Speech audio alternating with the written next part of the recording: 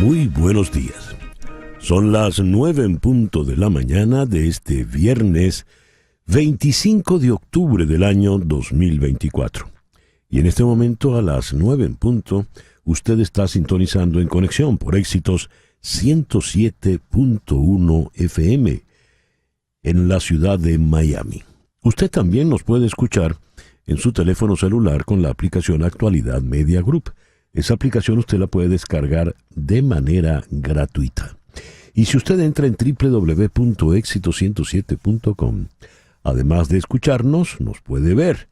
Aquí recibo el saludo de Saeda Bona en Kissimmee, José Tadeo Rodríguez en Churguara, Pepita Zampera está en Houston saludando a Barbarita, Oscar González en Orlando, Edgar Bravo en Madrid, Guillermo Lozada en Johns Creek, Georgia.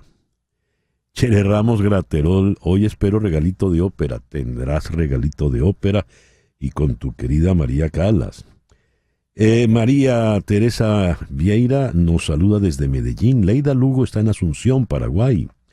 Jesús Aguiar en Arequipa, Perú. María Morales en Maracaibo, Carlos Arteaga.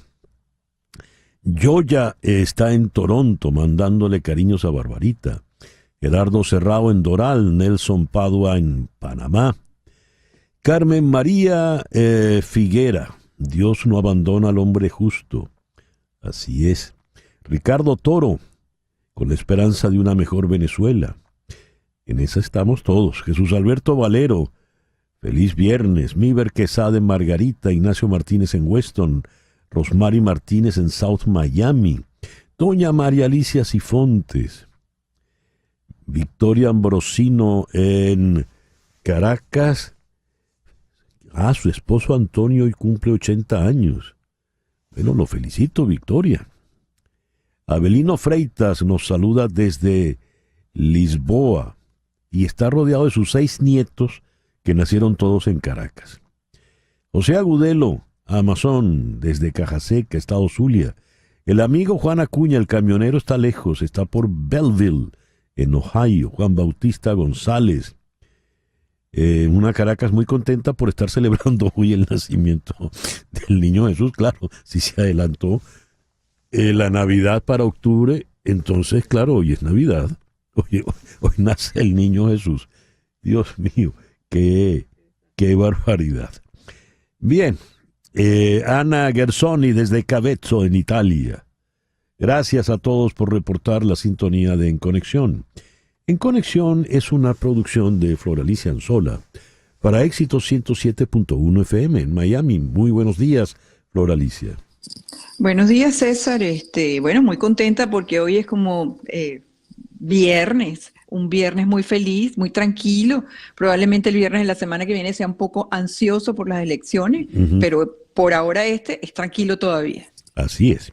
Laura Rodríguez está en la producción general. Muy buenos días, Laura. Muy buenos días a todos. Feliz viernes. En Madrid, en la producción informativa, está Mariel Sofía Rodríguez. Buenos días, Mariel Sofía.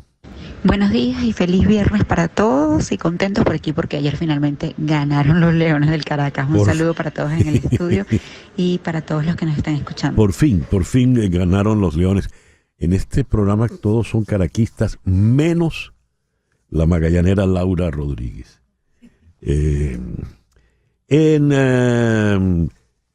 Jesús Carreño en la edición y montaje. Carlos Prato en los controles. Buenos días, Carlos. Muy buenos días, feliz viernes. En Mérida no hay equipo de béisbol. ¿De qué equipo eres tú?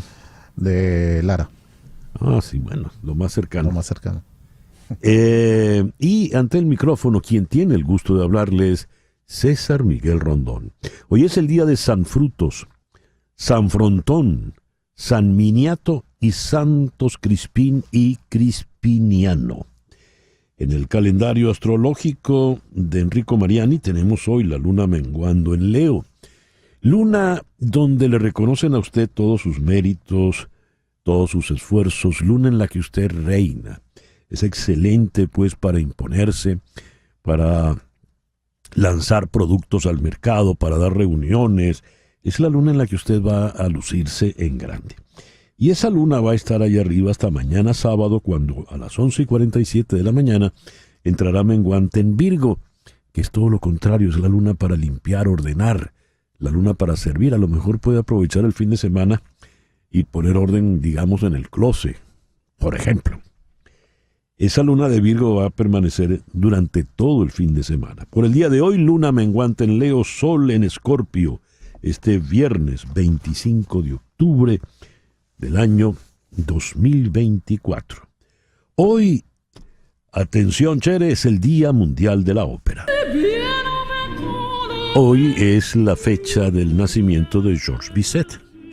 Y por eso, pues, se decidió que hoy fuera el Día Mundial de la Ópera. Y estamos escuchando de Bizet la habanera de la ópera Carmen con María Callas. El amor es un pájaro rebelde. El Día Mundial de las Personas de Talla Baja. Se estima que a nivel mundial 1 de cada 25,000 personas nace con una alteración genética conocida como acondroplasia.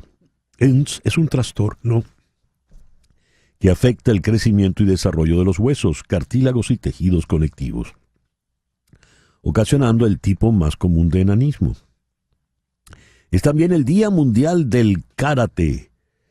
Nació en las islas de Ryukyu, actualmente conocida como Okinawa. Es el Día Internacional del Artista. Bueno, saludos a todos los karatecas y las karatecas. Día Internacional del Artista. Se pretende promover el talento de los artistas locales e internacionales en todo tipo de obras, pintura, escultura, música, literatura. Es el Día Europeo de la Justicia. La idea es crear conciencia entre los profesionales de la justicia y estudiantes de derecho sobre el tema de la legislación comunitaria. Día Internacional de la Piel de Mariposa o Epidermólisis bullosa. La epidermólisis bullosa o piel de mariposa es una enfermedad rara, genética e incurable, caracterizada por la extrema fragilidad de la piel y de las mucosas ante el más mínimo roce, causando ampollas, desprendimiento de la piel y dolor en todo el cuerpo. Día Mundial de los Síndromes Mielodisplásicos. Los síndromes mielodisplásicos son un grupo de trastornos que se caracterizan por la incapacidad del organismo de producir suficientes células sanguíneas normales. Estas células son generadas por la médula ósea, los glóbulos rojos, los blancos y las plaquetas. Y en un ámbito ya más sabroso y universal, se me hace hasta agua la boca antes de decirlo, es el Día Mundial de la Pasta. Este producto alimenticio es uno de los platos más consumidos a nivel mundial, debido a su versatilidad, propiedades nutritivas y sobre todo su rendimiento económico. Es el plato de los pobres. Llegó a Italia del oriente de China y lo llevó, según cuentan las historias, Marco Polo. El programa que hemos preparado para el día de hoy, viernes 25 de octubre, lo vamos a iniciar con el abogado penalista Zair Mundaray, quien fuera fiscal del Ministerio Público por 17 años. Balance el trabajo hecho por los miembros del Poder Ciudadano, Contralor, Defensor del Pueblo y Fiscal, que aspiran a la reelección, en especial este individuo Tarek William Saab. En Washington vamos a conversar con el periodista Rafael Salido a propósito de 2 nuevos informes de inteligencia, uno de ellos de Microsoft, que evidencian que China, Irán y Rusia intentan agresivamente influir en los votantes estadounidenses en medio de las elecciones del próximo 5 de noviembre. En Bogotá vamos a conversar con el periodista Alejandro Hernández, el director de La Gran Aldea. Han producido un documental bajo el título Todos lo saben, contar lo que ocurrió y que todos sabemos que ocurrió en las elecciones del 28 de julio desde otra mirada. Suena interesante por demás. Después vamos a conversar con Ruth Eleonora López. Ella es analista política salvadoreña. Con ella vamos a hablar del tema del presupuesto millonario que le ha concedido Nayib Bukele a las Fuerzas Armadas de El Salvador. Y vamos a cerrar en Madrid con Rosa Marchetti, quien ha publicado el libro Celia en Cuba, primera parte, Celia en Cuba, 1925-1962. Siempre grato hablar de Celia, ¿no? Y vamos a cerrar en Los Ángeles con nuestro muy querido Fernando Arriaza. Don Fernando está ya en Los Ángeles listo para la Serie Mundial. El foro de hoy es por demás interesante.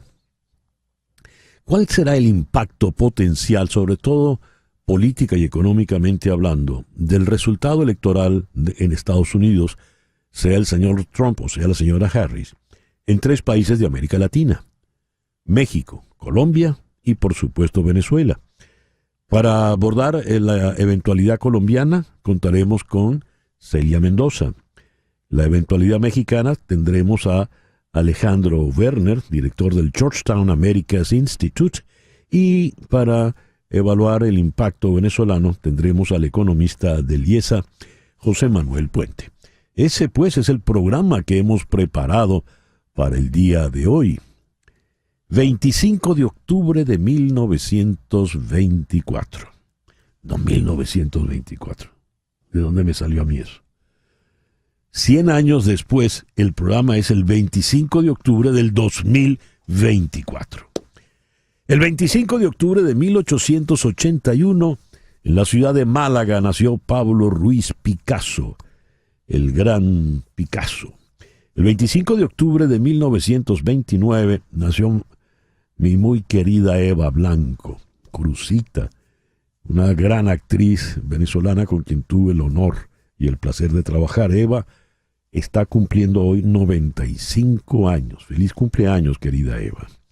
El 25 de octubre de 1962, el embajador de Estados Unidos en Naciones Unidas, Adlai Stevenson, le exigió al representante de la Unión Soviética, Valerian Zorin, respuesta sobre las bases de misiles cubanas, y dijo su famosa frase: estoy dispuesto a esperar su respuesta hasta que el infierno se congele.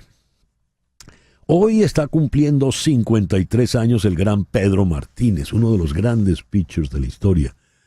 En tiempos de pitchers muy altos, él es pequeñito, pero se alzó con Cy Jones en ambas ligas, ¿eh? Y tiene uno de los mejores récords de todos los tiempos. Por algo está en Cooperstown. El 25 de octubre de 1971, en Nueva York, ingresan Naciones Unidas la República Popular de China, la China comunista. El 25 de octubre de 1977, esto es una fecha muy importante, se firman los pactos de la Moncloa entre el gobierno ya posfranquista, Franco había muerto 2 años antes, y la oposición, la gama de partidos opositores. De allí en adelante vino la democracia que todavía disfruta España y que le ha llevado de ser un país muy atrasado a ser una de las naciones del primer mundo y una de las líderes en el concierto europeo. El 25 de octubre de 1979, siguiendo en España, se aprueba en referéndum los estatutos de autonomía del País Vasco y de Cataluña. Eso fue un avance fundamental. El 25 de octubre de 1982, en plena crisis de seguridad por la guerra del narco, el presidente de Colombia, Belisario Betancur, anuncia que Colombia no puede montar el Mundial de Fútbol, tal y como estaba previsto. México entonces recoge el guante y montan los Juegos, el Mundial de Fútbol de ese entonces, por segunda vez en la historia. El 25 de octubre de 1983, Estados Unidos invade Grenada, tras la llegada al poder de Hudson Austin. Varios países, entre ellos el Reino Unido y Canadá, se opusieron a la invasión. El 25 de octubre del 2020, Lewis Hamilton logra la victoria número 92 en el Grand Prix de Portugal, superando así el récord de 91 victorias que tenía Michael Schumacher como el piloto más ganador en una temporada de Fórmula 1. Y el 25 de octubre de 1825 nació en Viena el hijo de Johann Strauss. El Danubio azul que no es azul. El Danubio es en realidad marrón, como el Guaire. Para mi sorpresa, el río que es azul de verdad, muy muy azul, es el Nilo. Y en pleno desierto es más azul todavía. pero el vals es del río Vienes. Y como habíamos dicho, el 25 de octubre de 1838, en París nace Georges Bizet. El amor es un pájaro rebelde, ese es el título de la famosa habanera de Georges Bizet, la famosa habanera de la ópera Carmen de Georges Bizet, y ahí la tenemos en la interpretación de María Callas. Y el 25 de octubre de 1964 debutan en el show de Ed Sullivan, The Rolling Stones. El tiempo está de mi lado fue uno de los temas que interpretaron ese día The Rolling Stones. El editorial con César Miguel Rondón. La confianza es la columna vertebral a partir de la cual se levantan las relaciones humanas. La confianza es fundamental en la relación de pareja. Si no hay confianza en la pareja, pues ésta se rompe, se disuelve. La confianza es fundamental en las relaciones interfamiliares. Si los padres no confían en los hijos, si los hijos no confían en los hermanos, la familia, pues, se desbarata. La confianza es vital en las relaciones entre los amigos, en las relaciones comerciales, en las relaciones laborales. Si no hay confianza, en definitiva, no hay relaciones. Lo peor que se puede decir de alguien es, no confío en ti. Uno de los argumentos ya insuperables a la hora de romper la pareja, a la hora del divorcio, es ya no confío más en ti. Cuando yo le puedo decir a alguien no confío en ti, le estoy diciendo no eres fiable, no eres leal. Alguien que no es leal es un traidor. Y uno no va con traidores ni a la esquina. Decirle a alguien que no es confiable es decirle tú no eres de valor. Tú no vales. Tú no vales nada. Cuando, más que Brasil, el señor Celso Amorín le dice no a Venezuela, sino a Nicolás Maduro, que no puede entrar el país, es decir, su gobierno, en el BRIC, el argumento es porque no hay confianza en usted. Leo esta cita de Amorín. E incluso la izquierda comete errores. El problema con Venezuela en los BRICS no tiene que ver con la democracia, sino con un abuso de confianza. El abuso de confianza fue algo grave. Nos dijeron algo y no se hizo. ¿De qué está hablando el señor Celso Amorín? Pues de que luego de las elecciones del 28 de julio, él fue a Caracas con ánimo apaciguador, con ánimo mediador. En el Palacio de Miraflores se reunió con Nicolás Maduro y éste le prometió que entregarían las actas del Consejo Nacional Electoral, las mismas que ya había mostrado la oposición. Dice que fue recibido por Maduro y que él le aseguró que su gobierno presentaría las actas donde se confirmaba su segunda reelección consecutiva. Pero las actas nunca aparecieron, dice el señor Amorín. De manera que la entrada de Venezuela en los BRICS no es un problema de régimen político, es una cuestión de abuso de confianza, dice Amorín. Actuamos de buena fe, pero con Venezuela se rompió la confianza. No actuó Maduro de buena fe. Punto.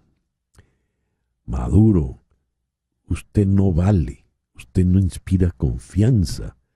No se lo dice un modesto locutor y periodista en un programa de radio. Se lo dice el gobierno de Brasil, su otrora aliado ideológico y político. Usted no inspira confianza ni en los suyos. Caray, pena le debería dar. Vergüenza inmensa le debería dar. Por eso no está usted en los BRICS. Por eso no está usted en el afecto, en la confianza de los venezolanos que votaron en su contra el 28 de julio. 9:21 de la mañana, una pequeña pausa y ya regresamos en Conexión. Y a las 9:25 vamos con las noticias más importantes de este viernes 25 de octubre. A medida que avanza el reloj hacia el día de las elecciones, la ansiedad colectiva sigue aumentando en Estados Unidos. Al día de hoy, aproximadamente 28 millones de votantes ya han emitido sus votos de un total de 158 millones de personas. Pero las proyecciones siguen siendo difíciles de alcanzar. Varios estados han establecido récords históricos en la votación anticipada, incluida Luisiana de intenso color rojo. Quizás consciente de los beneficios que puede obtener al alentar esta participación temprana, Donald Trump ha cambiado su tono sobre la votación por correo, que según él, estuvo plagada de fraude cuando favoreció a los demócratas en el 2020. Aquí en el condado de Miami-Dade hasta ayer habían votado 305,000 personas. 4 de cada 10 estadounidenses informan estar muy preocupados de que Donald Trump esté demasiado alineado con personas que tienen opiniones políticas radicales. Esto según las nuevas cifras de Gallup. Según la encuesta, el 34% está muy preocupado porque Kamala Harris esté demasiado alineada con personas con opiniones radicales, en comparación con el 31% que dijo lo mismo de Joe Biden en las elecciones del 2020. Esto sugiere que los esfuerzos de ambos candidatos por presentar a su oponente como radical están dando resultados, aunque las preocupaciones sobre Trump, cuya asociación con figuras de extrema derecha ha preocupado a sus propios aliados, son más pronunciadas. El 38% de los independientes informó estar muy preocupados por el hecho de que Trump se alinee con los radicales, mientras que el 30% dijo lo mismo de la señora Harris. Economía, inmigración, aborto y la guerra en Ucrania. Esos fueron algunos de los temas sobre los cuales el señor J.D. Vance, compañero de fórmula de Donald Trump, respondió preguntas en una reunión pública ayer con Chris Cuomo en News Nation Detroit, Michigan.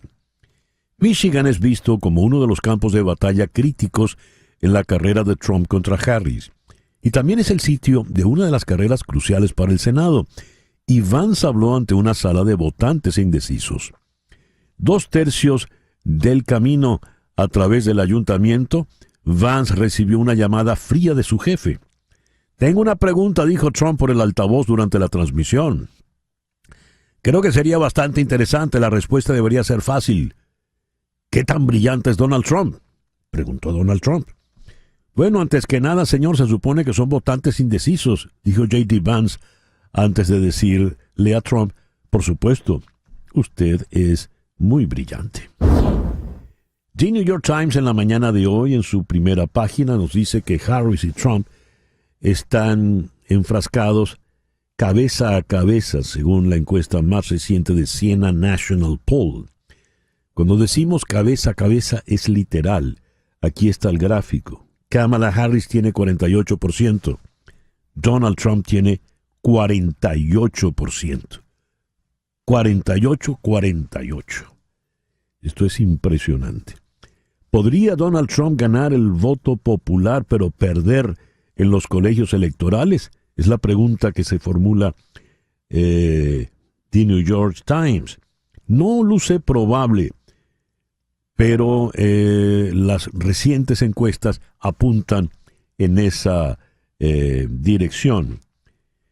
Por otra parte, en otro tipo de noticias, tenemos lo siguiente. Elon Musk, el hombre más rico del mundo y uno de los principales contratistas del gobierno de Estados Unidos, ha estado en contacto regular con Vladimir Putin desde finales del 2022. Esto lo informa The Wall Street Journal. Las conversaciones de Musk podrían presagiar un nuevo compromiso de Estados Unidos con Putin si Donald Trump gana la Casa Blanca, dado el deseo expreso de Trump de llegar a un acuerdo sobre importantes fallas como la guerra en Ucrania, según el diario. Musk es uno de los mayores donantes de Trump y se dice que está siendo considerado para un puesto en el gabinete si Trump llega a la Casa Blanca. El Kremlin, sin embargo, ha negado esa información en el día de hoy. La compañía de Musk, SpaceX, ha desempeñado un papel importante en la guerra entre Rusia y Ucrania y ha enfrentado escrutinio por su manejo de ciertas situaciones. SpaceX proporciona acceso a Internet a Ucrania a través de sus terminales satelitales Starlink. El sistema fue crucial para las comunicaciones militares y del gobierno de Kiev, después de que los ataques rusos devastaran la infraestructura del país. El Departamento de Defensa de Estados Unidos finalmente acordó pagar la factura del acceso a Starlink de Ucrania. A principios de este año, los demócratas de la Cámara de Representantes iniciaron una investigación sobre si las fuerzas rusas también estaban utilizando los satélites de la compañía de Musk. Recordemos que SpaceX frustró un ataque con drones ucranianos contra barcos militares rusos en 2022 al negarse a activar los satélites que las fuerzas ucranianas necesitaban para llevar a cabo el ataque. 5 adolescentes apresados en el estado portuguesa tras las protestas postelectorales del 29 de julio fueron acusados formalmente por el Ministerio Público de cometer delitos de terrorismo, incitación al odio, incendio de estructura, obstrucción de vía y lesiones personales a funcionarios. La información la dio a conocer en Guanare la familia de uno de los menores. La madre de uno de los adolescentes de 17 años precisó que la acusación formal contra los menores ocurrió el 23 de octubre en Caracas, cuando se celebró la audiencia preliminar. En esta audiencia, el Tribunal Segundo contra Delitos de Terrorismo en materia de responsabilidad penal de adolescentes del área metropolitana de Caracas ordenó el pase a juicio de los 5 menores. El proceso se seguirá por causas individuales y no colectivas. El gobierno de Nicolás Maduro repudió la decisión de Brasil de vetar la entrada de Venezuela al grupo BRICS, en un acto que Caracas ve como un gesto hostil y una agresión contra los intereses de la nación que lleva buscando insistentemente en ser admitida en este bloque. En un comunicado, la Cancillería venezolana expresó que con este veto se está, cito, reproduciendo el odio, la exclusión e intolerancia promovidos desde los centros de poder occidentales para impedir por ahora el ingreso de la patria de Bolívar en esta organización. Esta acción constituye una agresión a Venezuela y un gesto hostil que se suma a la política criminal de sanciones que han sido impuestas contra un pueblo valiente y revolucionario. Ninguna artimaña o maniobra concebidas contra Venezuela detendrá el curso de la historia. Fin de la cita, bla, bla, bla, bla, bla. El Ministerio de Agricultura de Brasil dijo que el país debería unirse a la iniciativa de la Franja y la Ruta de China, lo que generó temores en Washington de que Brasilia pueda caer aún más en la esfera de influencia de Beijing. Los funcionarios brasileños ven unirse al Programa Global de Comercio e Infraestructura de China como una manera de reducir el riesgo tanto de Estados Unidos, que podría imponer aranceles si Donald Trump gana la presidencia, como de Europa, a quien América Latina ha cortejado sin éxito para un acuerdo de libre comercio. Funcionarios estadounidenses han advertido que Beijing podría aprovechar parte de la infraestructura de la Franja y la Ruta con fines militares. En una conferencia en Sao Paulo, la representante comercial de Estados Unidos, Katherine Tai, advirtió que Brasil debería pensar realmente en cuál es el mejor camino. Y a las 9:34 de la mañana vamos con nuestra primera entrevista del día de hoy. La Asamblea Nacional de Venezuela se dispone a renovar el poder ciudadano que integran el fiscal general, el contralor general y el defensor del pueblo. A ver, el señor Tarek William Saab, el polémico Saab, aspira a la reelección. ¿Lo logrará? Vamos a consultar esto con Zahir Mundaray, quien fue fiscal del Ministerio Público por 17 años. Zahir, muy buenos días. Muchísimas gracias por atendernos en esta mañana.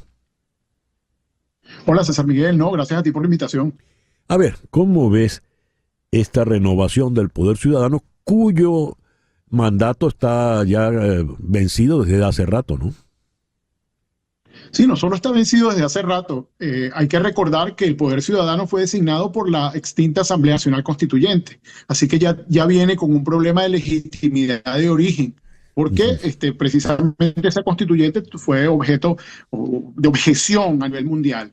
Yo creo que Maduro, por supuesto, dentro de la estrategia de irse atrincherando en el país y de ir desconociendo la voluntad ciudadana, requiere un poder ciudadano que era lo que no había renovado. Si tú te percatas, renovó el Poder Judicial, había renovado el Poder Electoral, la Asamblea Nacional, por supuesto, y le faltaba el poder ciudadano. Esta situación, sobre todo porque el Poder Ciudadano tiene un papel fundamental en la represión y en la persecución.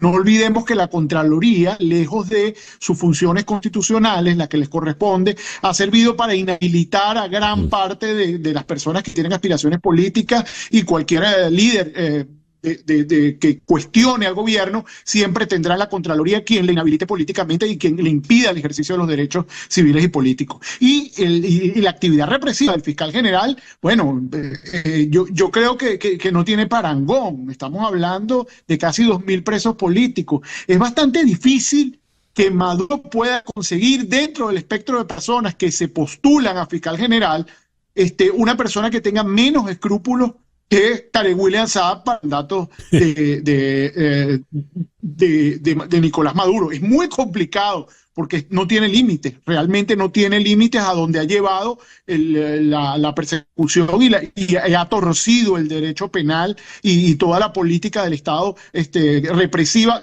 a partir del sistema de justicia pasa por sus manos. A ver, ¿y cuáles son las probabilidades de que en efecto esté allí? Como que repita por 7 años más.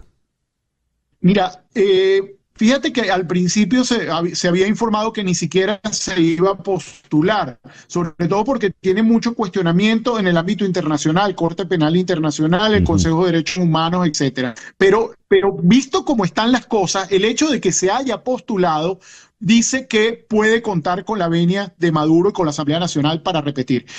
Si no se postulaba, era muy claro que estaban buscando otra figura. Hasta hace pocos días estaban buscando otra figura que renovara, que tuviera una nueva cara y que le diera un poquito más de credibilidad. Es lo que me decían dentro del Ministerio Público. Pero ahora él ha asegurado que repite y que cuenta con la venia de Maduro. Así que es bastante probable, porque si no se hubiese postulado. Yo creo que no son buenas noticias para los ciudadanos venezolanos, claro que esa postulación, como tampoco lo es la posibilidad de que él siga la situación con la Defensoría del Pueblo, que esto es una situación que a veces pasa muy desapercibido, pero la inacción permanente de la Defensoría del Pueblo deja en una situación de muchísima indefensión a la ciudadanía cuando no tiene a quién recurrir frente a las atrocidades que comete el sistema de justicia, el sistema policial y también el estamento político. Creo que tú preguntas quién es el defensor del pueblo y la gente no debe saberlo. Nadie, es Alfredo Ruiz, un hombre que tuvo un historial hace muchos años de defensa de derechos humanos, pero desde que se alió con Tarek William Saab, porque no era más que su asistente dentro de la Defensoría del Pueblo, se anuló completamente. Es una institución absolutamente inexistente y era una gran apuesta desde la perspectiva constitucional que Venezuela se pusiera a la cabeza de Latinoamérica teniendo un ombudsman, un veedor, una persona que hiciera contrapeso a partir de los derechos humanos. Eso no se cumplió. Solamente la primera defensora del pueblo, que fue Dilia Parra, intentó acciones contra el gobierno y Chávez la execró de manera inmediata, y a partir de ahí no hemos tenido defensoría del pueblo prácticamente. Es un ente inexistente. Y en el caso del Contralor, Zair. Bueno, la Contraloría es mucho peor. La Contraloría está absolutamente descabezada. Lo que hay es un Contralor encargado. Recordemos que el Contralor era moroso, y el Contralor anterior, bueno, muy cuestionado por hechos de corrupción. Inclusive, estando yo en el Ministerio Público, se llamó a imputar a la hija del anterior Contralor porque estaba vinculada con un desfalco dentro de la Contraloría. Es decir, la situación de la Contraloría es de absoluto anomia, de descontrol, porque no cumple con ninguno de los objetivos constitucionales que tiene previsto. Bueno, en un país donde haya Contraloría no podría ocurrir que un ministro de Petróleo se lleve 23.000 millones de dólares de manera impune con toda una organización criminal. No podría ocurrir. Y Claro. que te enteres luego de que eso te dice que no hay ningún mecanismo constitucional de control de los entes del Estado como corresponde, porque todo el mundo tendría que rendirle cuentas anualmente a la Contraloría y los contralores internos dentro de cada empresa y organismo del Estado verificando cómo se lleva el gasto público. Pero es que en Venezuela no hay control del gasto público. Entonces la Contraloría ha tenido un único objetivo, que realmente es cuestionar, atacar a la oposición e impedir el ejercicio ni siquiera a la oposición, a cualquiera que tenga una opinión contraria al estamento político, y ha servido como punta de lanza de esos ataques. De resto, uno no ve ninguna actuación. Si uno lee los informes, yo invito a la gente que lea los informes de la Contraloría, no existe ninguna observación respecto del gasto público, respecto de cómo se aplica el presupuesto de la nación, respecto de cómo del gasto en materia social. No hay ninguna observación, con lo cual uno se puede percatar de que se trata de un ente que no cumple con los objetivos constitucionales que tiene previsto, que es precisamente velar por la buena administración de la cosa pública y hacer las advertencias pertinentes y las sanciones administrativas a quien corresponda. Con una Contraloría que funcionara, ningún ministro podría ser ministro, porque todos vienen de una nefasta actividad previa donde han defalcado al Estado. Entonces, lo que hace Maduro es que los vuelve a colocar y no hay ningún cuestionamiento, que la Contraloría debería decir: mira, esta persona no puede ser ministro porque en un ente anterior dejó un caos administrativo. Entonces, para Maduro es muy importante hacerlo, César Miguel, porque mientras más se acerque el 10, requiere tener toda esa estructura aceitada de represión que significa el poder ciudadano. Zahir, muchas gracias por atendernos en esta mañana. No, gracias a ti, César Miguel, siempre a la orden. Zahir Mundaray, abogado penalista, fue fiscal del Ministerio Público por 17 años. Son las 9:42 de la mañana, una pequeña pausa y ya regresamos en Conexión por Éxito 107.1 FM en Miami. César Miguel Rondón está en Conexión por Éxito 107.1 FM. Son las 9:44. Toma nota de este teléfono, por favor. 305-468-0044. 305-468-0044. Ese es el teléfono de María Trina Burgos.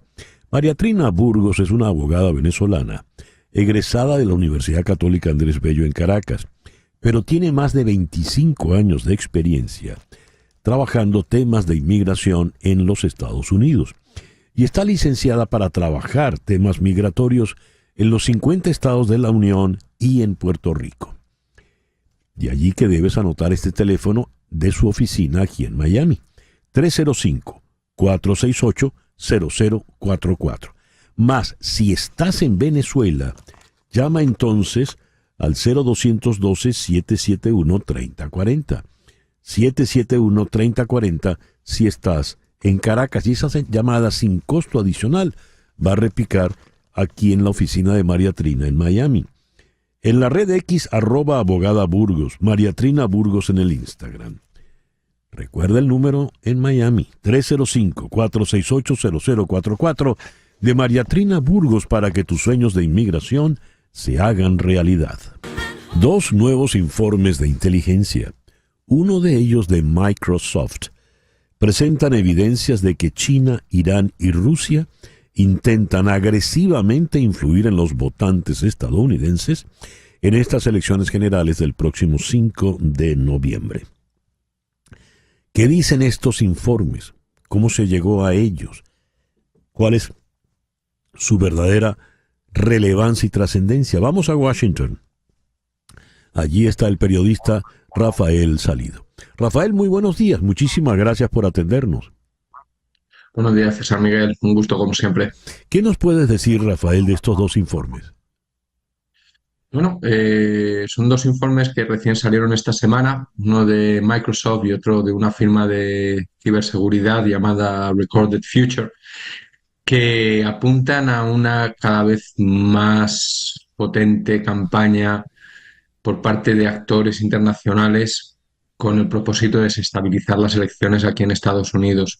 Principalmente señalan a tres países que Estados Unidos considera adversarios, como son Rusia, China e Irán, y les acusa o les señala más bien, de haber incrementado sus operaciones principalmente en el terreno de las redes sociales con el propósito de generar narrativas que azucen un poco la controversia y sobre todo aumenten la desconfianza en el proceso aquí en Estados Unidos. ¿Qué tipo de narrativas están haciendo para que destaquen esto de agresivamente intentan influir en los votantes?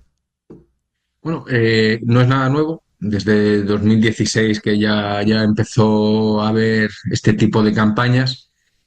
En este caso sí que es un poco lo que hace que sea, aparte que cada vez son más sofisticadas estas campañas, sí. están encontrando y encima este año con el apoyo del tema de la inteligencia artificial que dificulta mucho, pero son tres potencias que cada una tiene intereses muy variados. Parece ser que Irán y China sobre todo están intentando lastrar las posibilidades del Partido Republicano. China especialmente está cargando o tiene en la mira algunos legisladores republicanos que forman parte del Comité de Asuntos Exteriores y que son vocales contra las prácticas chinas y está yendo contra ellos, está fomentando o está propagando campañas sobre posibles, bueno, sobre supuestos más bien, casos de corrupción que afectaría a alguno de ellos. Uno de los afectados es Marco Rubio, que es una de las personas, uno de los legisladores más populares, más conocidos aquí, pero no es el único. Irán también en ese sentido también está intentando perjudicar principalmente las posibilidades del Partido Republicano, pero después tenemos a Rusia que, sin embargo, no está buscando perjudicar a los republicanos per se.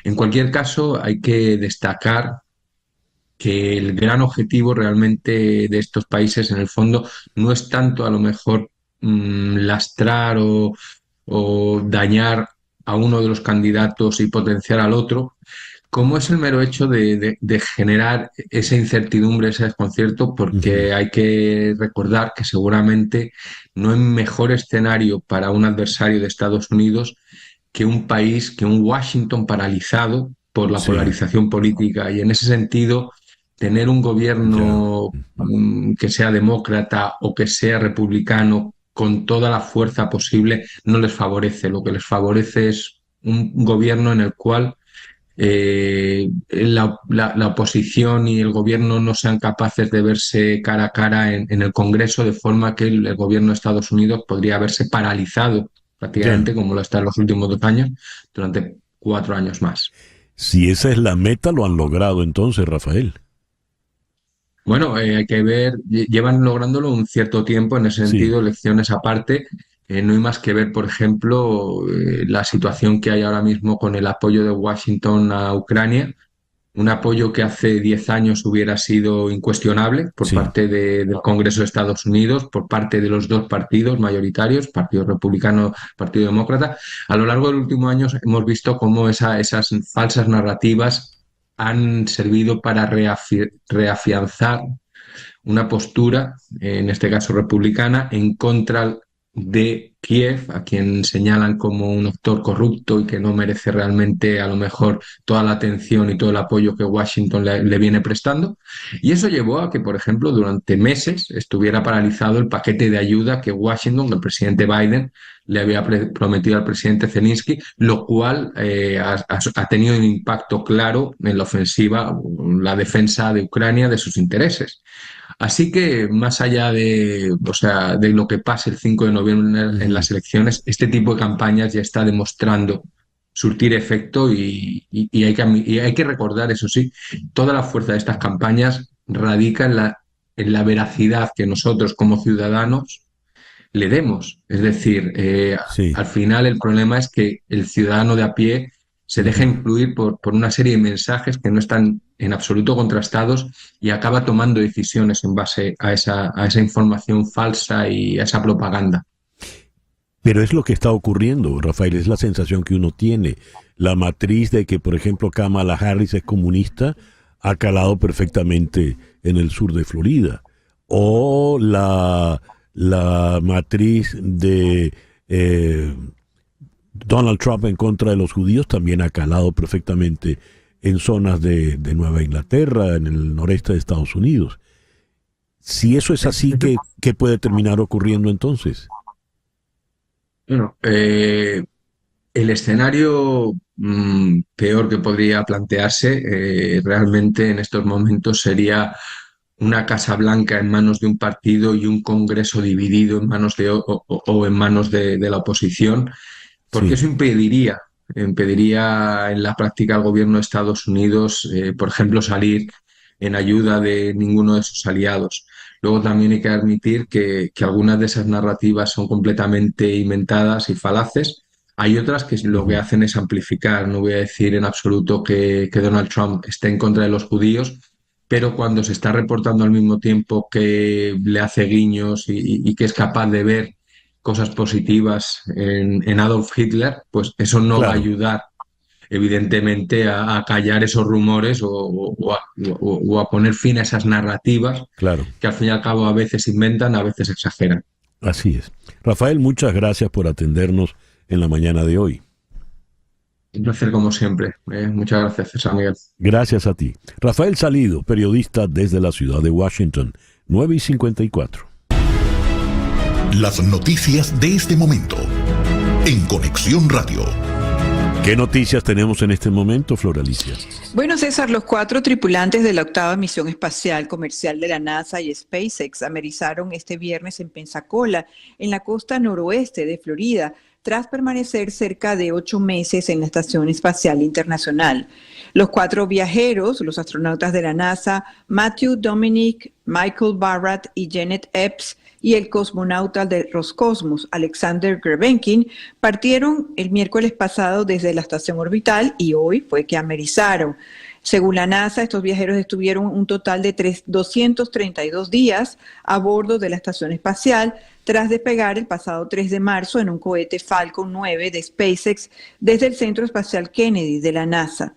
La NASA también ha comentado pues cuál ha sido la misión que tuvieron estos astronautas, entre los cuales hubo investigaciones científicas para avanzar en la exploración humana más allá de la órbita baja terrestre y beneficiar la vida humana en la Tierra, entre ellas con células madre para desarrollar modelos organoides y estudiar enfermedades degenerativas, explorar cómo la temperatura del combustible afecta la inflamabilidad del material y estudiar cómo los vuelos espaciales afectan la función inmunológica de los astronautas.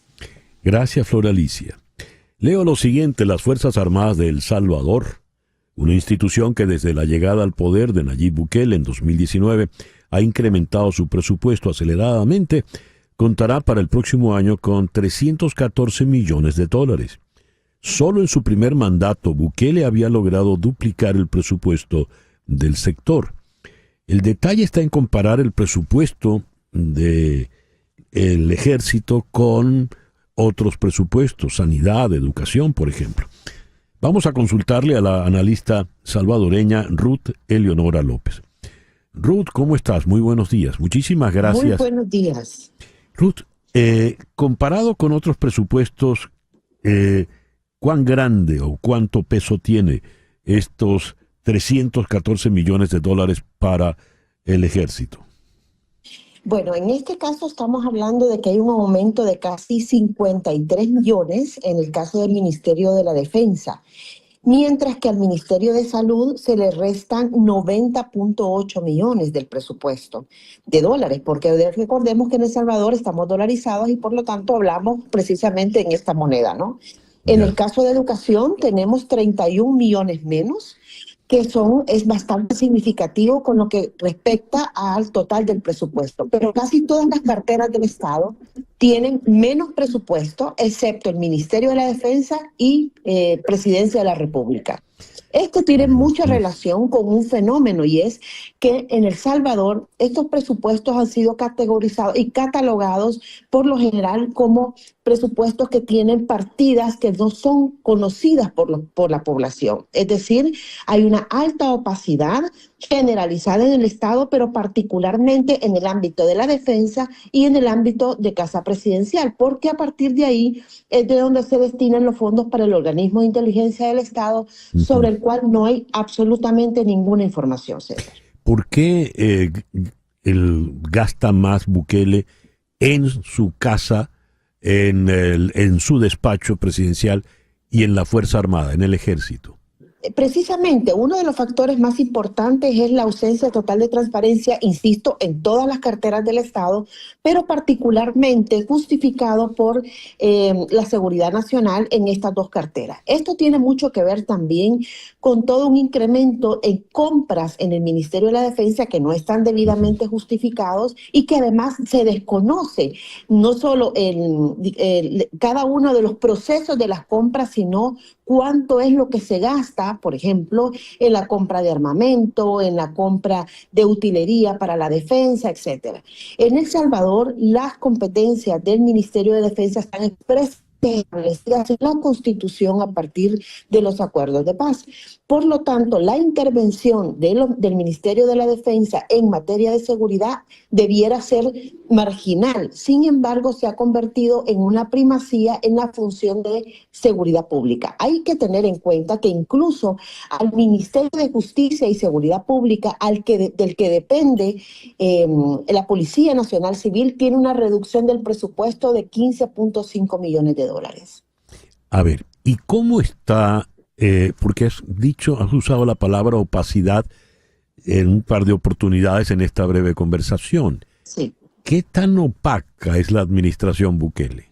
Bueno, voy a poner 3 ejemplos. El primer ejemplo es que de 23 proyectos de inversión pública, de grandes proyectos de inversión pública, solo el 26% de la información fue revelada.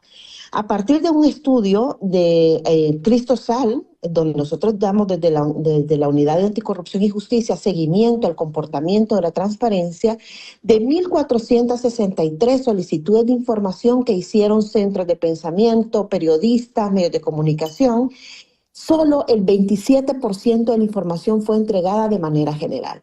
Si a eso le sumamos, la situación es grave, pero si a eso le sumamos que las instituciones de control tampoco aseguran el cumplimiento de la ley, y particularmente en el caso del Instituto de Acceso a la Información, tendríamos, por ejemplo, que decir que de 131 resoluciones que se emitieron en el 2023, solo 10 fueron favorables para la ciudadanía. En el caso salvadoreño, las instituciones de control no responden a los intereses ciudadanos, y uno de los derechos más afectados, además de todos los relacionados al debido proceso, etcétera, justicia, etcétera, uno de los derechos más afectados es el derecho al acceso a la información pública. Y lamentablemente, con este tipo de presupuestos que pueden ser reservados a partir del criterio de seguridad nacional, pues conocemos cada vez menos información en El Salvador. Caray. Ruth, muchas gracias por atendernos en el programa de hoy. Es un placer, César, y bueno, siempre pendiente de ustedes. Muchas gracias. Gracias a ti. Ruth Eleonora López es analista política salvadoreña. 10:01, Capicú. Hacemos una pequeña pausa y ya regresamos con nuestro foro de hoy en Conexión. Un informe de inteligencia de el Economista, The Economist, la importante revista británica, publicado al mes de agosto, daba como ganador a Donald Trump. Y según eso analizaban el impacto que podría tener tanto en toda América Latina en general, pero puntualmente en 3 países: Colombia, México y Venezuela. Bien, hagamos que ya sabemos qué puede ocurrir en el caso, según The Economist, en el caso de Trump, pero también sería bueno considerar qué puede ocurrir en el caso de la señora Harris. Ese es nuestro foro de hoy. potencial impacto del resultado electoral de Estados Unidos en México, Colombia y Venezuela.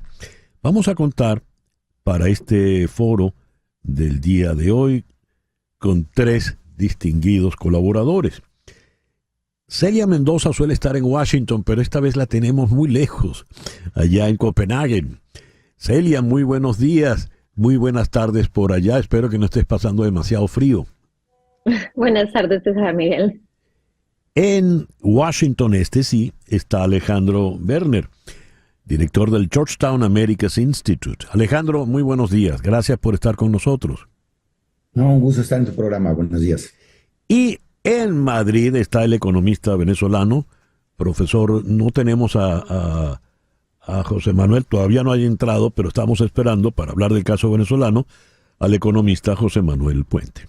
A ver, Celia, sea el señor Trump, sea la señora Harris, ¿de qué manera esto va a impactar en Colombia?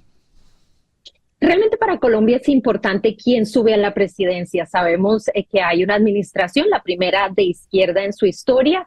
El señor Petro podría ser tiene estos últimos tiempos, ha tenido tensiones internas en su propio país, lo que significa que el cambio de gobierno podría generar otras situaciones particulares. Pero creo que más allá de que si es Donald Trump o Kamala Harris, es quién va a entrar y quién va a dominar el Congreso estadounidense, porque Colombia tiene un gran número de alianzas y de trabajo conjunto. Tenemos que recordar que hay un proceso de verificación cuando se trata de la erradicación de las drogas en Colombia. Hay cuestionamientos serios acerca de cómo ha manejado el tema de la seguridad el presidente Petro, donde se han logrado resurgir algunos de los miembros de disidencias de las FARC, el ELN, iniciaron con conversaciones, terminaron eliminándolas. Todo este tema de seguridad es un reto que tendría. ¿Cómo lo manejaría Trump si le creemos lo que ha venido diciendo? Es que tendría una política mucho más nacionalista, de menos colaboración, de menos recursos, de menos fondos para países, y esto obviamente lo delinearíamos con cómo se ve el perfil de la Cámara de Representantes y cómo está el Senado, donde hay personas que trabajan directamente con tema Colombia. Posiblemente habría una alianza, un trabajo. Es más fácil que se sienta más identificado con Kamala Harris, que se ve como una mujer más progresista, donde sus políticas estarían más alineadas a lo que se ha venido dando con la administración Biden, y esto obviamente podría ser algo un poco más llevable, porque él conoce la política en la que estarían trabajando. No habría un cambio radical, por lo menos hasta donde tenemos entendido. De manera tal de que para Petro sería preferible la victoria de la señora Harris, ¿es lo que quieres decirnos, Celia? En principio sería, pero quiero enfatizar, y creo que se nos olvida en estas elecciones debido a la dramática situación de las elecciones presidenciales, y es estas elecciones también van a cambiar completamente el Congreso estadounidense, y eso va a determinar qué puede o qué no puede hacer quien entre a la Casa Blanca, pero también otras políticas importantes y caminos que no se han explorado en el Congreso estadounidense. Bien, en Washington está Alejandro Werner, del Georgetown Americas Institute. Alejandro, ¿de qué manera gane una o gane el otro va a esto a impactar en México? Mira, yo creo que lo primero que tenemos que analizar, porque eso va a afectar a México, Colombia, América Latina, etcétera, es cómo va a afectar al mundo. Entonces, ahí, y como bien decía Celia, obviamente un gobierno de Harris representa mucha más continuidad y por lo tanto mucha menos incertidumbre que un gobierno de Trump, ¿no? Entonces, en el caso de que Trump llegara a ganar las elecciones la primera semana de noviembre, donde hay incertidumbre importante. En el ámbito geopolítico, obviamente los conflictos que está atravesando el mundo hoy, ¿no? Ucrania, Rusia, Medio Oriente y obviamente el conflicto de mediano plazo entre China y Estados Unidos, podría haber cambios importantes y esto generaría incertidumbre. Y en términos económicos, las políticas que ha anunciado, digamos, sobre todo en la parte de tarifas, no solo contra China, sino contra el resto del mundo, y también en la parte migratoria pudiesen tener efectos económicos y sobre todo en el corto plazo mucha incertidumbre, ¿no? Después de la elección. Con respecto a México, específicamente, digamos, mucha gente cree que las políticas de Trump llevan a efectos inflacionarios y recesivos, sobre todo por el lado de tarifas. Específicamente en México, los tres grandes temas en la relación bilateral son comercio, migración y crimen organizado y drogas.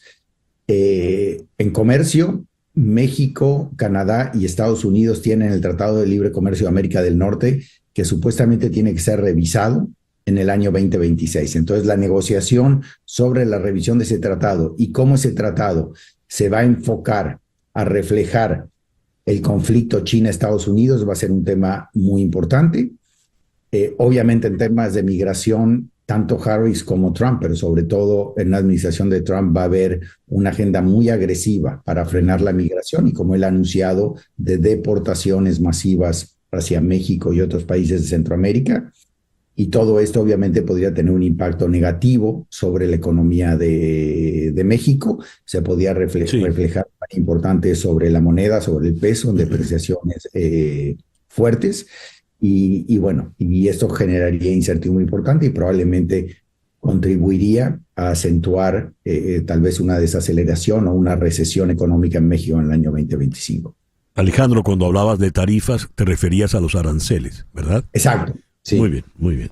Y el caso venezolano lo tocamos con el doctor José Manuel Puente, economista por la Universidad de Oxford.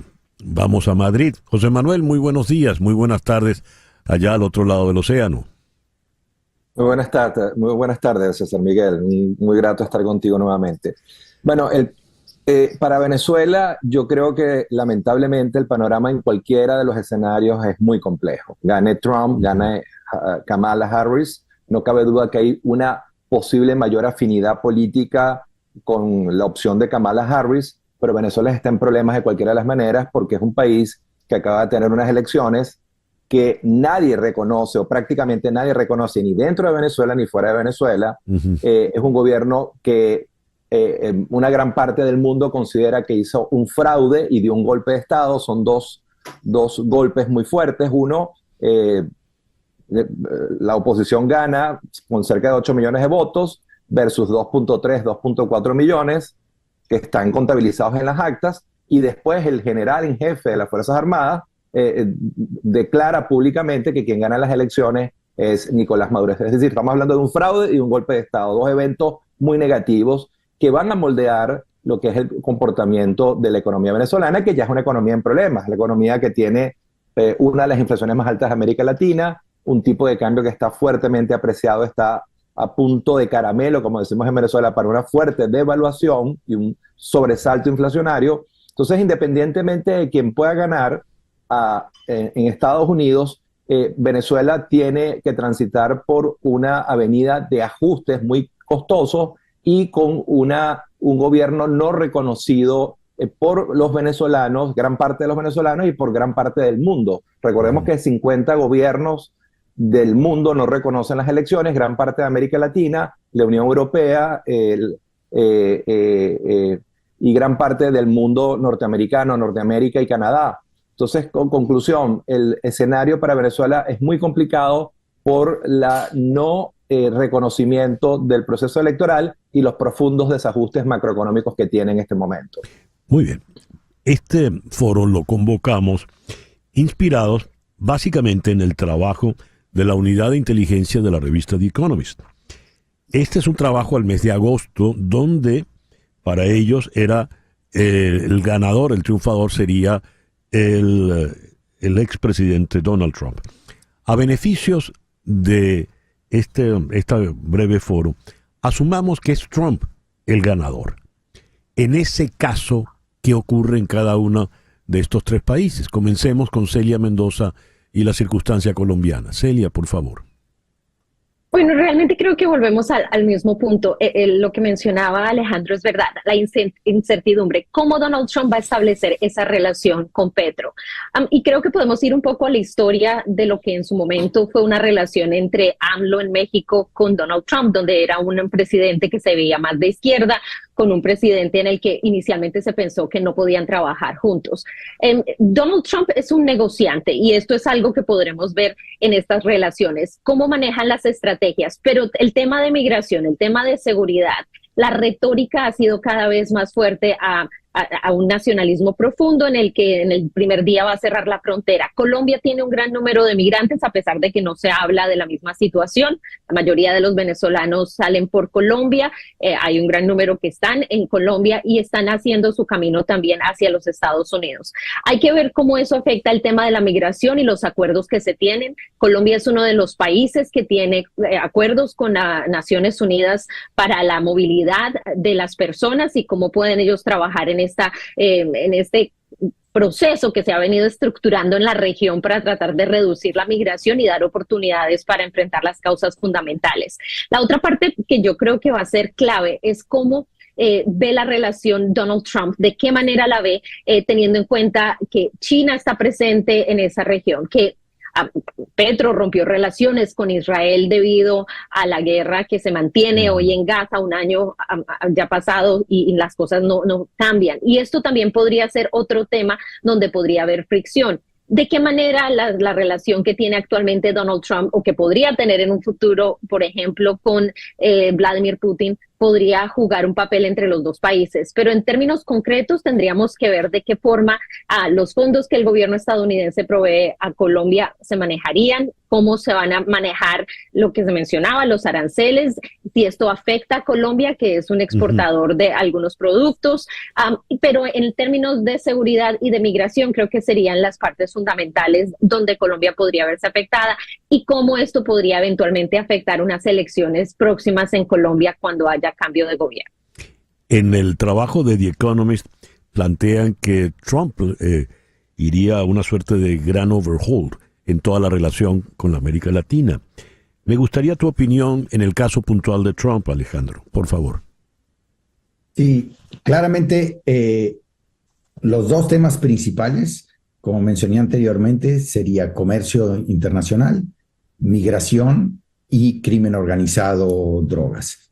En comercio internacional, lo más importante, yo creo, va a ser un pivote en lo que es el Tratado de Libre Comercio México-Canadá-Estados Unidos, para hacerlo un tratado orientado básicamente a limitar, a dificultar el comercio y la relación con China, tanto en la parte comercial como en la parte de inversiones chinas en México y obviamente en Canadá.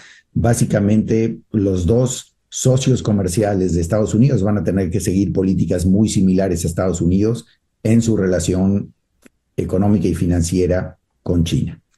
En segundo lugar, el tema migratorio. El tema migratorio, México va a tener que aceptar muchos más migrantes y deportados de los que está aceptando actualmente y una mayor responsabilidad todavía en frenar la migración en la frontera sur de México. Y también en crimen organizado, el gobierno de AMLO ha tenido una relación muy compleja con las autoridades de Estados Unidos con respecto al combate al tráfico de drogas, y obviamente aquí veríamos una posición mucho más fuerte del gobierno americano. Todo eso en un gobierno de Trump, sobre todo, yo creo que en casi todas de estas agendas se va a llegar a acuerdos. México, por un lado, no tiene alternativa más que lograr acuerdos con Estados Unidos, porque obviamente es nuestro principal socio comercial. Somos el principal exportador de productos a Estados Unidos por arriba de China, y la economía mexicana es muy dependiente de Estados Unidos. Esto, y para Donald Trump, digamos, en su eje proteccionista de reforzar a Estados Unidos, etcétera, México es un socio al final del día. Necesita los insumos, la mano de obra, etcétera. Sin embargo, la negociación con Donald Trump va a ser muy dura, muy, como dicen aquí en Estados Unidos, out in the open, ¿no? Sí. Muchas amenazas, etcétera, y eso, como dije antes, va a generar mucha incertidumbre, miedo y volatilidad en los mercados financieros mexicanos.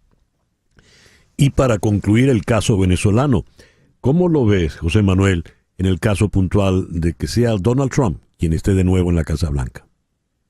Bueno, en términos de escenarios probabilísticos, una presidencia de Donald Trump podría ser más radical contra la revolución bolivariana que lo que puede ser una presidencia de Kamala Harris. Eso teóricamente. En principio hay como una naturaleza ideológica de confrontación natural entre Trump y el proyecto bolivariano revolucionario. Y claro, eso traería muchas discusiones o debates. ¿Qué pasaría con los aliados de Venezuela, como China, Rusia, Cuba, Turquía, Irán, que no son los aliados naturales de los Estados Unidos y son los grandes aliados en esta coyuntura política de Venezuela? Y sobre todo para Venezuela es muy importante esos aliados y el reconocimiento internacional, porque Venezuela, como decía anteriormente, tiene que llevar a cabo un ajuste macroeconómico, un programa de reformas, de estabilización. Necesita captar urgentemente inversiones directas extranjeras y no tiene la credibilidad ni el apoyo de los multilaterales ni de los Estados Unidos, y necesita reestructurar su deuda. Venezuela está en default, en cesación de pagos desde el año 2017, es simplemente insostenible. Ya tiene más de 63.000 millones de dólares en deuda vencida y no pagada.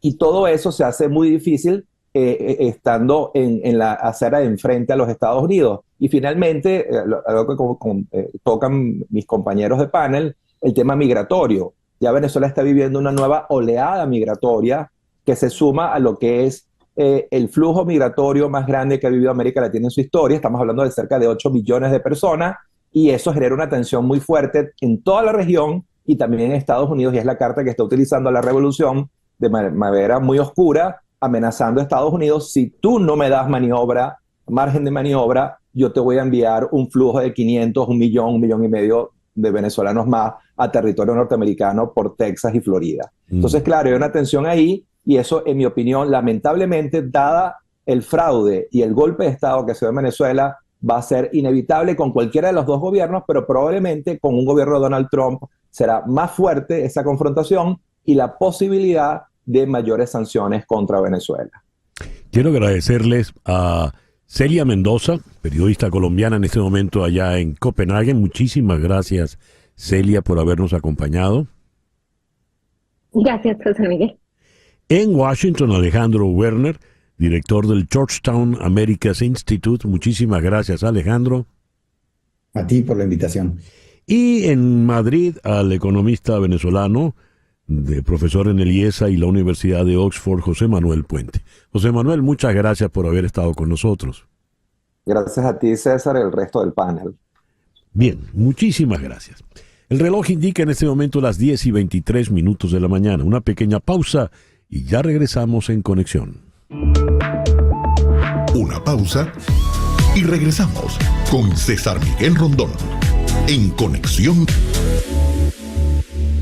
No sé si en la ciudad de Los Ángeles hay Parque MacArthur, pero en todo caso, a Los Ángeles vamos. Allí está don Fernando Arriaza. Fernando, muy buenos días. Buenos días, César Miguel. Gusto en saludarte y saludar a toda tu audiencia. ¿Cómo está el ambiente en Los Ángeles, Fernando? Bueno, ayer estuvimos en Dodger Stadium con una práctica de los Yankees y también posteriormente los Dodgers. Y el ambiente es fantástico, una ciudad tan gigantesca como esta, pues abocada a una serie mundial, con la gente preguntando, con el botones del hotel al cual llegamos emocionado porque estaba por comenzar la serie mundial. Deja saber lo que significa desde el punto de vista histórico este choque, César Miguel. A ver, no tenemos en la historia de series mundiales. El enfrentamiento Dodgers-Yankees es legendario desde los tiempos en que era una serie de Subway, porque los Dodgers estaban en Brooklyn. Entonces sí, era ir del Bronx a Brooklyn. Pero no se encuentran desde el año 81. ¿Es así? Sí, correcto. La última vez que chocaron y la vez número 11 como la serie mundial más repetida de la historia, incluyendo la etapa en Brooklyn, como bien dices, de los Dodgers ante los Yankees, pues no tiene antecedentes, sino la última vez en 1981, cuando los Yankees ganaron los 2 primeros juegos de la serie, y luego apareció en medio de la Fernandomanía Fernando Valenzuela, sí, este gran personaje, este gran lanzador mexicano, esta leyenda que falleció hace unos 3 días, y lanzó un juego completo de 147 envíos, dio 7 bases por bola, pero mostró ese coraje bárbaro. Valenzuela ganó ese partido, levantó la serie para los Dodgers y cuenta la historia que el conjunto de los Dodgers ganó los 3 subsiguientes para ganar aquella última confrontación entre Dodgers y Yankees en 1981, tercera vez que los Dodgers lograron ganarle a los Yankees en la definición en el Clásico de Otoño. Esa muerte reciente de Valenzuela, ¿de qué manera está presente? Pude ver que hay un altar que se ha hecho de manera espontánea en las afueras del estadio. Sí. ¿Cómo se siente esa presencia de la memoria, del espíritu de Valenzuela?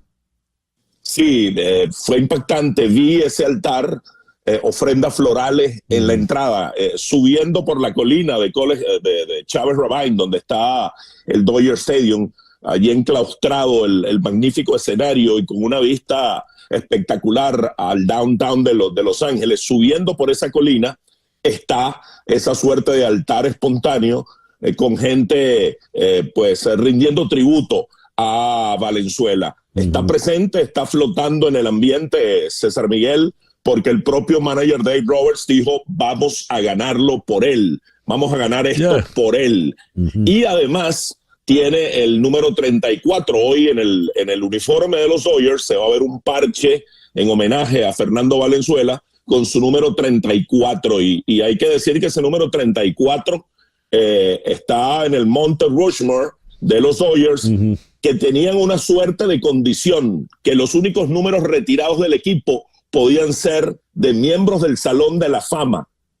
Valenzuela no lo es, pero igual le rindieron ese tributo como franquicia, inmortalizarlo al zurdo mexicano. Más que merecido. Ahora bien, tenemos esta serie, era la serie que quería Grandes Ligas, era la serie que quería el aficionado pues al béisbol. ¿Qué tendremos en esta serie, Fernando? Yo creo que vamos a tener una serie larga, una serie que confronta a dos gigantes en este momento del béisbol, como Aaron Judge y Shohei Ohtani. Ya por allí hay un ingrediente tremendo. Vamos a tener altos niveles de audiencia porque la postemporada que está en desarrollo ha tenido audiencias récord, como no se había visto en mucho tiempo. Sí. La captación de gente, los niveles de interés que ha generado la postemporada, y se corona con esta serie que, como tú bien dices, era la que quería MLB, que por donde quiere que se le mire, pues tiene los ingredientes, tiene la historia de dos equipos con gran presencia, con raigambre, con una trayectoria llena de figuras. Vaya, en este tipo de series jugaron Jackie Robinson, jugó Mickey Mantle, jugó Joe DiMaggio, jugó, bueno, aquel memorable evento en el cual Reggie Jackson dio 3 jonrones en 3 turnos seguidos ante 3 lanzadores distintos con el primer picheo. O sea, han pasado cosas que han construido leyendas, y entonces ahora le toca a Ohtani, a Judge y a todo un grupo de jugadores sumamente talentosos de cada equipo generar todas esas emociones y construir la leyenda de hoy. Y creo que están dados todos los ingredientes para que sea una serie extraordinaria, César Miguel. Y ahora la pregunta de las 64,000 lochas, y es la última, Fernando. ¿Por quién te inclinas? ¿Cómo ves ese panorama? Bueno, esa es la más complicada. Por eso la dejé para el final.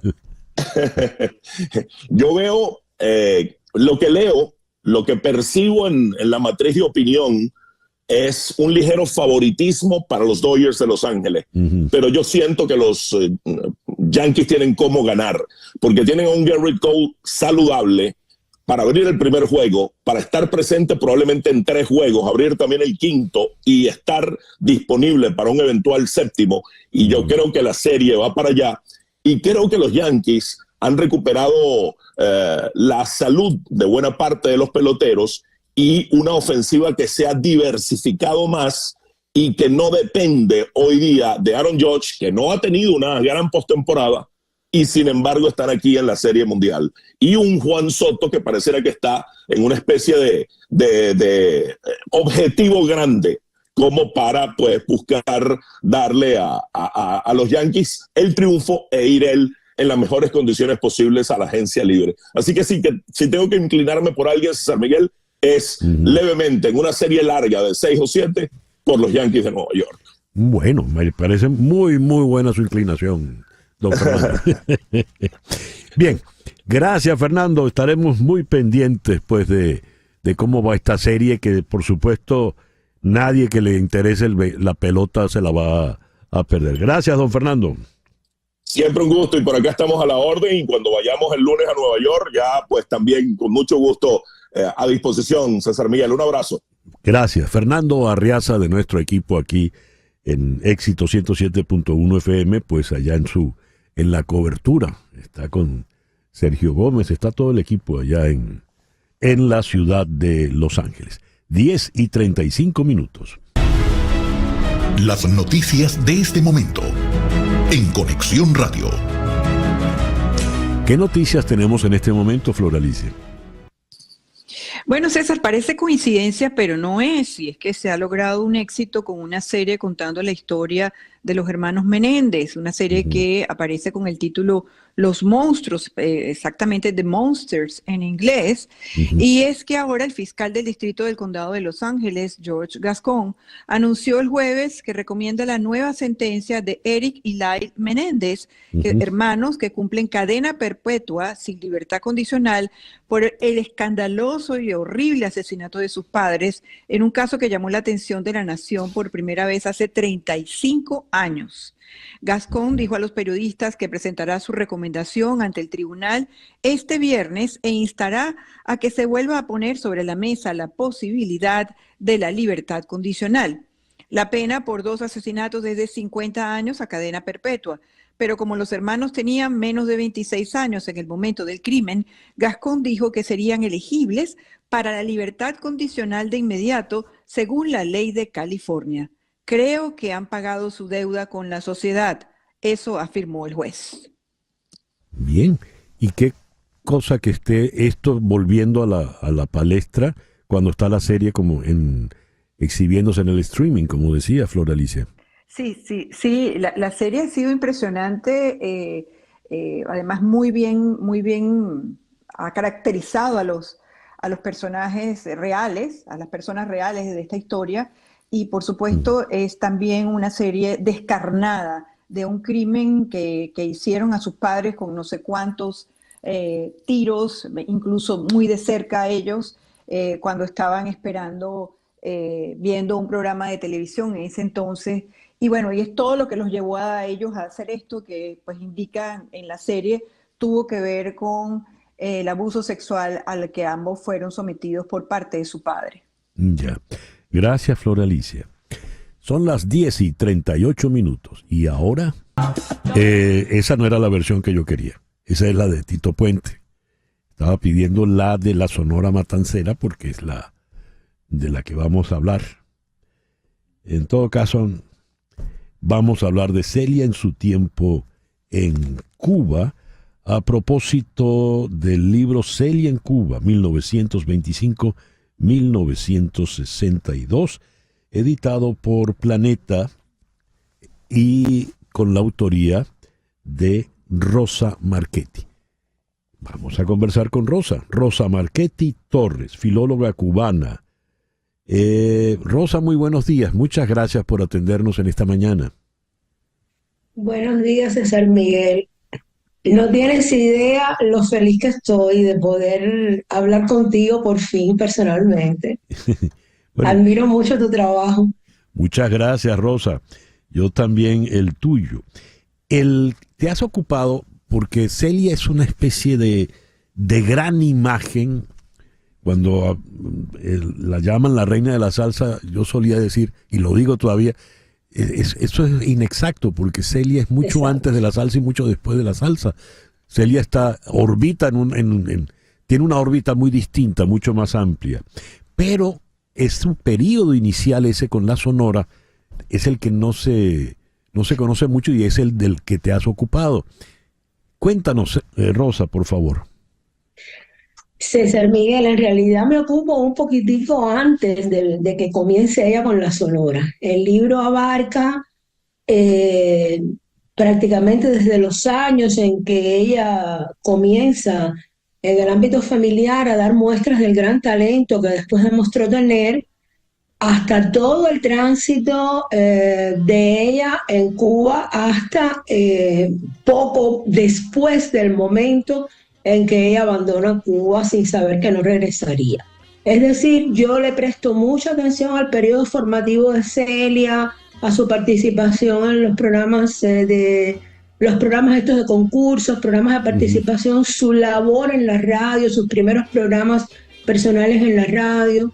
Durante la investigación descubrí cosas que no sabía, por ejemplo, como por ejemplo el trabajo de Celia en el teatro vernáculo, que es como se le ha llamado al teatro, al heredero del teatro bufo y al que se aproxima al teatro musical en Cuba. Su paso también por el teatro lírico, haciendo un rol en la zarzuela Cecilia Valdés, a las órdenes de Gonzalo Roy, y junto a la soprano Marta Pérez y al tenor Miguel de Grandi. Oye, y Celia hace un rol en 1947 en el Teatro Martí. ¿Y habrá alguna grabación de eso, Rosa? No existe la grabación, lo que existe es el programa de mano del teatro, pero ella nunca más, que se sepa, volvió a cantar eso ni lo grabó nunca. Oye, pero es una cosa extraordinaria, yo no sabía eso. Sí, es muy interesante, César Miguel, porque Celia recorre diferentes compañías que tienen que ver desde este tipo de teatro que le digo, desde el teatro vernáculo. El teatro lírico es reconocida por los grandes directores del teatro lírico cada vez que se va a hacer algún gran concierto donde se cantan afros del corte de este tipo de afros edulcorados que se hacían por los compositores más importantes cubanos de aquella época. Así descubro cosas súper interesantes, como una grabación que hace ella cuando todavía no está con la Sonora en Venezuela, con la orquesta Leonard Melody Boys, dirigida por Leonardo Pedrosa, y Celia graba quizás lo que parece ser una de las primeras canciones donde se exalta la belleza negra por encima de los patrones estéticos de la sociedad patriarcal blanca. No puede ser. Esa canción se llama Quédate Negra, y no es que el chico le dijera a la negra, por favor no te vayas, quédate. No es eso. Quédate negra, no te blanquees, algo así. No te blanquees. Oye, exacto. Y eso lo grabó Rosa en Venezuela, antes de 1948 en Venezuela, sí. Si lo buscas en YouTube puedes encontrar la grabación. Lo que pasa es que nunca más lo volvió a grabar, no está en ninguno de los álbumes. Hay un recopilatorio que lo tiene, se llama Las Muchas Celias, ese lo tiene. Sí, aquí lo tenemos. A ver, estamos buscándolo para escuchar. La grabación es muy deficiente, César Miguel, pero me parece algo tan importante que Celia, con poco más de 25 años, ¿no? A ver. No, con 23 años. Sí, era una niña. Había decidido grabar esa canción que era tan rupturista para ese momento. Me parece una cosa sumamente importante. No puedo decir que ella tuviera conciencia quizás de la trascendencia de eso es otra cosa. Pero de que haya grabado esta canción que exalta la belleza nuestra en momentos en que eso no era quizás lo normal o el mainstream, me parece algo realmente notable. Y así fue encontrando algunas cosas. A ver, aquí vamos a escuchar un poquito de Quédate Negra. ¡Qué maravilla! Y eso lo graba en Caracas, supongo, ¿no? En Caracas, sí. En el libro estaba bastante explicado, todo lo que yo pude encontrar. Tengo que dar las gracias a un hemerógrafo venezolano que me ayudó muchísimo, a Gerson Maldonado. Realmente fue apasionante rastrear todo esto.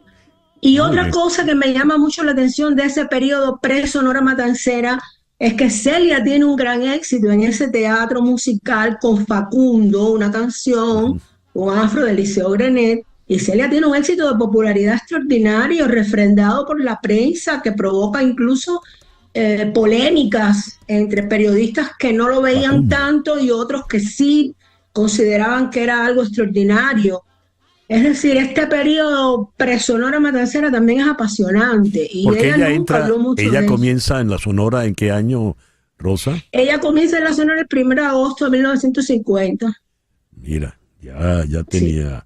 Y desde que entra allí empieza a hacer éxito tras éxito tras éxito. Sí. ¿Y tú eres familia de Cheo? No, César. Soy familia... Ojalá yo hubiera sido familia de Cheo. Soy familia de Luis. Soy sobrina de Luis. Muy bien. Pero... El autor, el compositor, el autor de Plazos Traicioneros, de Deuda. Y Cheo, yo tuve oportunidad de preguntarle a mi papá, y Cheo, el padre nació en nuestro pueblo, en Alquizar, pero no era familia sanguínea nuestra. Lo que pasa es que nuestros antepasados fueron esclavos y adoptaron el apellido de los amos. No es muy popular, muy frecuente el apellido Marchetti en Cuba, ¿no? No, eran unos italianos que tenían unos cafetales al sur de la provincia de La Habana, eran los dueños, y todos los esclavos de la dotación adoptaban el apellido Marchetti. ¿Dónde encontramos tu libro, Rosa? Bueno, el libro está en estos momentos con una amplia distribución en los Estados Unidos por Planeta, gracias a la editorial Planeta que se interesó en él. Va a estar próximamente también en México y en toda Centroamérica, y paulatinamente irá apareciendo en otros países también donde el Grupo Planeta tiene sus editoriales. Bueno, te felicito de verdad, Rosa, por este libro que está altamente recomendable, la verdad que sí. Muchas gracias, Rosa, por atendernos en el programa César, de hoy. Gracias a ti por darme un espacio en tu programa. Muchísimas gracias por todo lo que haces y lo que has hecho. Gracias, Rosa. Rosa Marchetti y su libro Celia en Cuba, 1925-1962. 10:48, una pequeña pausa y ya regresamos en Conexión. Y esta noche a las 8 en TVV Network. Caramba, se me ha perdido aquí ya. Bien, es que hoy hemos tenido cualquier cantidad. A ver. Hoy a las 7 de la noche el juego entre los Leones del Caracas y las Águilas del Zulia. Y al terminar ese juego, el juego es a las 7, al terminar el juego viene la última con Carla Angola, y al terminar Carla Angola viene entonces en Conexión TV. Esta noche en TVV Network. ¿Qué pasó el 28 de julio? Pues todo el mundo lo sabe. Todos lo saben. Everybody knows. Ese es el título de un documental que ha realizado el portal La Gran Aldea. Todos lo saben. Hablemos con el director de La Gran Aldea, Alejandro Hernández. Alejandro, muy buenos días. Muchas gracias por atendernos. César, un placer como siempre estar acá. ¿Qué es este documental? ¿Cómo lo hicieron? Bueno, César, es un documental que, digamos, narra la historia del 28 de julio desde los protagonistas, que fueron las personas de a pie, el tejido social que creó el 28 de julio, esas pequeñas historias que fueron las que juntas permitieron esa gesta ciudadana, fueron registradas por nosotros en el documental. Y digamos que es un testimonio directo de cómo se hizo la gesta del 28 de julio, de cómo se vivió ese día de principio a fin y de lo que lamentablemente vino después de ese día. Es decir, es una pieza audiovisual que reúne a ciudadanos de a pie y que también reúne, bueno, por supuesto, declaraciones, testimonios y comentarios de protagonistas políticos, ¿no? Como María Corina Machado, Juan Pablo Guanipa, etcétera. ¿Por qué el título? Ajá. ¿Por qué el título ese? Todos lo saben. Bueno, yo diría que por dos razones. Primero, es un poco jugar con la opacidad que hay en Venezuela. Es decir, a pesar de que la propaganda gubernamental ha querido imponer una narrativa distinta, hasta el último venezolano sabe, hasta el último ciudadano del barrio más recóndito, del pueblo más lejano de Venezuela, sabe que Maduro ese día recibió una paliza, ¿no? Eso por un lado. Y también es un homenaje a la gente en el sentido de que, a pesar de que en Venezuela ya no se transmite información real por ningún medio importante, ya no hay estadísticas porque el régimen las ha bloqueado, ya no hay información en ningún sitio distinto a las redes sociales y a los medios digitales. Bueno, la gente de a pie, todos los venezolanos conocen, padecen de primera mano y saben de primera mano la crisis generalizada que hay en el país. Entonces, todo el mundo sabe que Maduro recibió una paliza y todo el mundo sabe la crisis gigantesca que hay en Venezuela a pesar de la propaganda y de la desinformación. A ver, ¿cómo lo hicieron? ¿Cómo se hizo el documental? Bueno, el documental narra la historia de unas familias, ¿no?, que estaban en Venezuela, que están en Venezuela y que tenían responsabilidades ese día, ¿no? Responsabilidades logísticas o de participación ese día. Entonces, lo que nosotros hicimos fue ir y grabar a estas familias desde la madrugada hasta el final del día y los días siguientes. Entonces, por eso decimos que es el testimonio de los protagonistas de ese día, ¿no? Claro. Y de los ciudadanos que vivieron ¿Y cuándo, de primera mano. ¿Cuándo lo podemos ver, Alejandro? Ese documental va a ser publicado el día 28, ¿no? A los 3 meses, pues, de la elección, en todas nuestras plataformas y en algunos pues, medios aliados que van a estar ayudándonos a la difusión. Pero César, yo creería que es importante destacar el tema de la gente, ¿no? Porque ya no hay manera de entender a Venezuela y de entender lo que pasa ahí si no es aproximándote a esas pequeñas historias, a esa gente que vive día a día la cotidianidad allá, porque ya no hay grandes medios, ya no hay información y es a través de, digamos, la cercanía con esa gente que tú puedes entender lo que realmente se está viviendo en Venezuela. Entonces, el 28, a 3 meses del 28 de julio, tendremos en los portales de La Gran Aldea, lagranaldea.com, el documental Todos lo saben. ¿Es así? Así es, así es. Bueno, te felicito, Alejandro, a ti y a todos los amigos de La Gran Aldea por esta película. Muchas gracias, César. Un placer estar contigo. Gracias, Alejandro Hernández, el director de La Gran Aldea desde Bogotá. Y son las 10:56. En Conexión fue una producción de Floralicia Anzola para Éxito 107.1 FM en Miami, con Laura Rodríguez en la producción general, Mariel Sofía Rodríguez en la producción informativa, Jesús Carreño en edición y montaje, Carlos Prato en los controles y ante el micrófono, quien tuvo el gusto de hablarles, César Miguel Rondón.